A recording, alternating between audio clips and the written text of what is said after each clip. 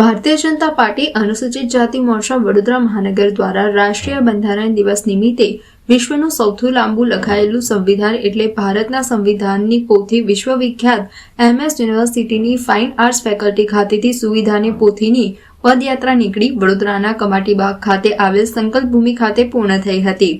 ઉપસ્થિત અગ્રણીઓ દ્વારા બંધારણની પોથી હાથમાં રાખી પદયાત્રા નું શરૂ કરી હતી। દર વર્ષે 26 નવેમ્બરે રાષ્ટ્રીય બંધારણ દિવસ ઉજવવામાં આવે છે। તે પાછળનું કારણ એમ છે કે 26 નવેમ્બર 1949ના રોજ ભારતનું બંધારણ ઘડતા સમિતિમાં પસાર કરવામાં આવ્યું હતું। તેથી આ દિવસને રાષ્ટ્રીય કાયદા દિવસ તરીકે પણ ઉજવવામાં આવે છે।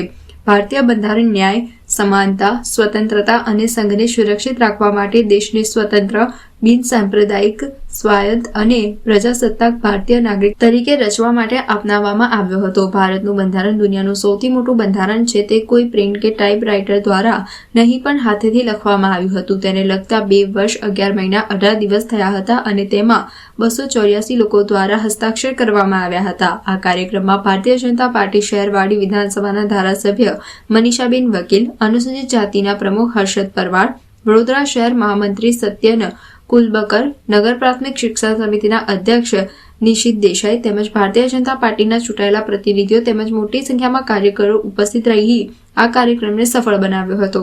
26 નવેમ્બરના રોજ અનુસૂચિત જાતિ મોરચા ભારતીય જનતા પાર્ટી વડોદરા મહાનગર દ્વારા આજે સંવિધાન દિવસની ઉજવણી કરવાનું આયોજન કરાયું છે। ત્યારે આ આયોજનના ભાગરૂપે આજે સંવિધાન ગૌરવ યાત્રાનું આયોજન કર્યું છે, જેમાં મોરચાના કાર્યકર્તા તથા જનરલ સંગઠનના તથા અમારા ધારાસભ્યશ્રી, મહામંત્રીશ્રી, શિક્ષણ સમિતિના ચેરમેનશ્રી તથા તમામ કાઉન્સિલરો તેમજ મોરચાના કાર્યકર્તાઓ ઉપસ્થિત રહ્યા। દેશનું આ બંધારણ જ્યારે અમલમાં આવ્યું આજના દિવસે અને આ સંવિધાનથી જ આખો આપણો દેશ ચાલે, ત્યારે આપણા આદરણીય વડાપ્રધાન શ્રી નરેન્દ્ર મોદીજીએ આ દિવસને સંવિધાન દિવસ તરીકે ઉજવણી કરવાની ઘોષણા કરી હતી અને ત્યારથી જ આ દિવસ આજે સંવિધાન દિન તરીકે ઉજવાય છે।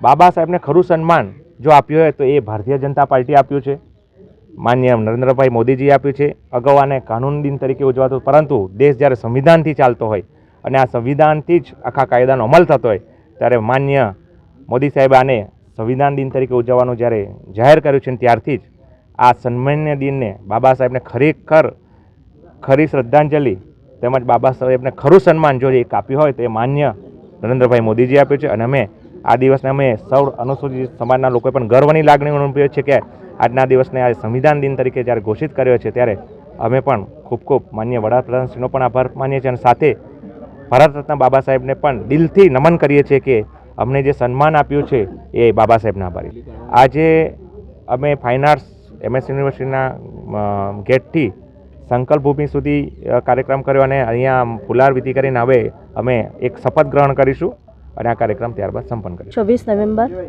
આપણું આ દેશ ગયા 10 વર્ષથી એટલે કે 2015થી આ દિવસને સંવિધાન દિવસ તરીકે ઉજવી રહ્યું છે। આજે સૌ નાગરિકોને દેશના અને દેશની બહાર આપણા જે ભારતના નાગરિકો રહેતા હોય તે બધાને સંવિધાન દિવસની ખૂબ શુભેચ્છા પાઠવીએ છીએ। સમગ્ર દેશમાં આજે એની ઉજવણી થઈ રહી છે અને આજે વડોદરા ખાતે પણ SC મોરચા દ્વારા ખૂબ સારી રીતે એનું આયોજન કરવામાં આવ્યું છે। સંવિધાન દિવસ એટલે આજે દરેક ભારતીય નાગરિકોને સમાન અધિકાર મળે એનો આ દિવસ છે।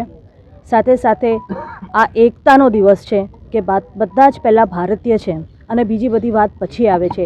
એ વાત કરનાર આપણા બાબા સાહેબ આંબેડકર 1949માં જ્યારે આ 26 નવેમ્બરના દિવસે સંવિધાન મૂકવામાં આવ્યું અને તેથી લઈને આજ દિન સુધી એટલે લગભગ 75 વર્ષ થયા અને એની ઉજવણી પણ આજે છે, ત્યારે સૌને હું ખૂબ શુભેચ્છા પાઠવું છું।